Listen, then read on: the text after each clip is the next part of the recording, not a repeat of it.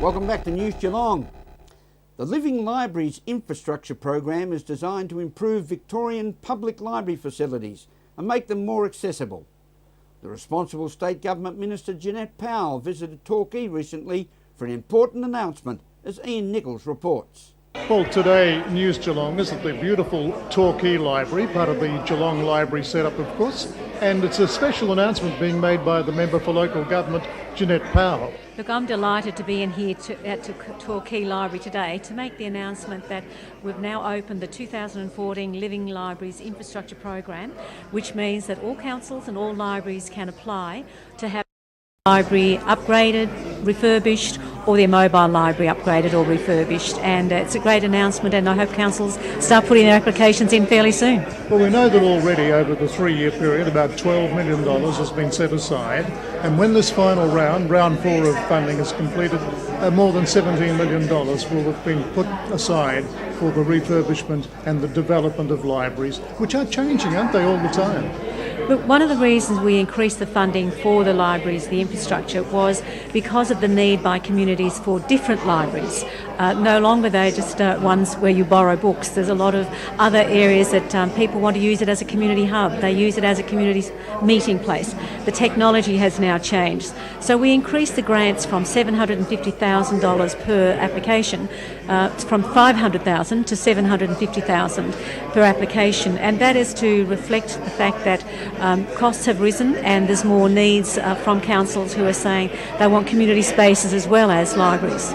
Well, Andrew, you're here in Torquay today to support the Minister in this final round of funding, which is quite significant to say the least. Yeah, there's $4.8 million available for councils to apply for funding for libraries. I encourage those libraries to, I encourage the shires and councils to apply for funding.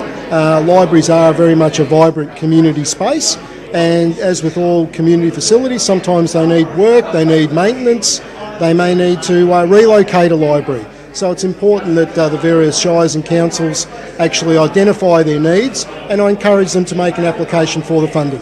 Well, the Living Libraries Infrastructure Program has been very successful and given a whole new lease of life, if you like, to libraries across the state. Yeah, this being a good example here in Torquay. It was there's a smaller library with the adjacent pizza shop. So obviously it's the pizza shop is no longer here, but it's been a good transformation of this space into a library. So a good example of how you can expand the library, and that's a catering for the growing community here in Torquay. Yes, the Minister was pointed out earlier, of course, this used to be a La Porchetta. Yes. I think you found a book or a video that related to pizza. Yes, I happened to spy a book over there that had pizzas written on it. So. Well, yes, we've replaced one icon with another. Yes. In this case, the Geelong Regional. But as you can see, the library here today is being well used, well patronised, even on a 42 degree day. Well, it's a beautiful day to be in here because air conditioning in summer, yes, and nice and cosy in winter. That's right. That's what libraries are all about. Exactly. Well, it's a red letter day, and let's hope that we see more funding announcements in the future. I'm sure there will be. Thank you. Well, it's always good to talk with Patty Manolis, the CEO of the Geelong Library, Regional Library. And again, another sort of very important day in the life of the library system. It is, yes. Although we're not the recipients of any funding announcements today, it is an important day because the final round of a 4-year Living Libraries Infrastructure Funding Program has been announced, and really pleased that it was in the Torquay Library, a very recent redevelopment and recipient of that funding. It just shows you what you can do with that funding for the community. Well, we know that over a period of 4 years, something like $17 million will be part of that Living Libraries infrastructure, which is what is needed in the current climate.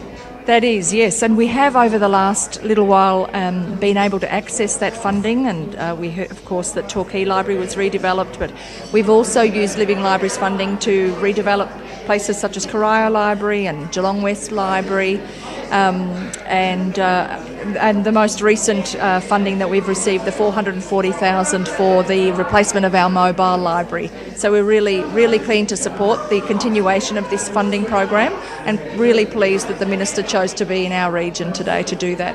And just very briefly, while we have you here, of course we know that this is very exciting news ahead for Geelong. Yes. We've seen the old library virtually scuttled and now Yes, a vacant it's been block of knocked land. down, yes. Very sad to see the old, but we're making way for the new. That's right. A magnificent library and heritage centre is about to commence in terms of construction. So you will have seen the fence around the land with cane construction written all over it.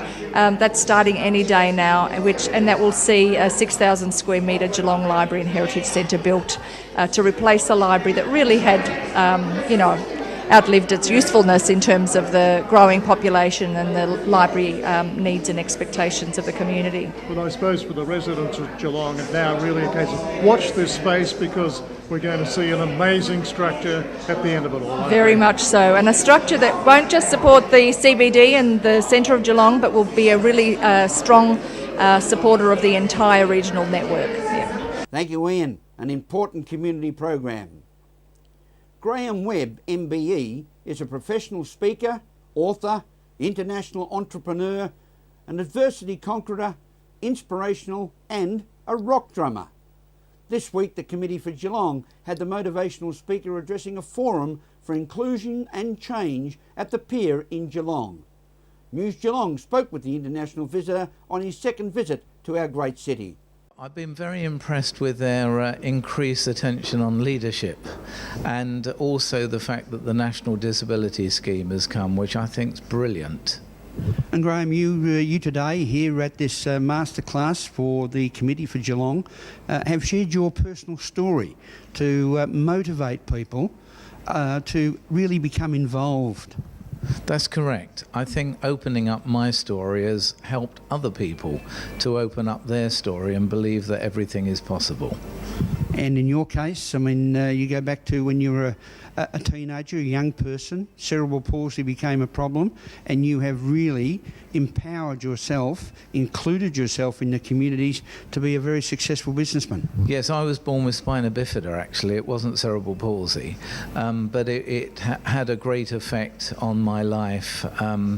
The incontinence and the funny feet, and my career wasn't at all funny in the early days, but there was a direct correlation of confidence between meeting a nice partner, becoming a drummer that I always dreamt to be, getting a decent job after 62 rejections, and that correlation, that connection, gave me the confidence to then meet different doctors.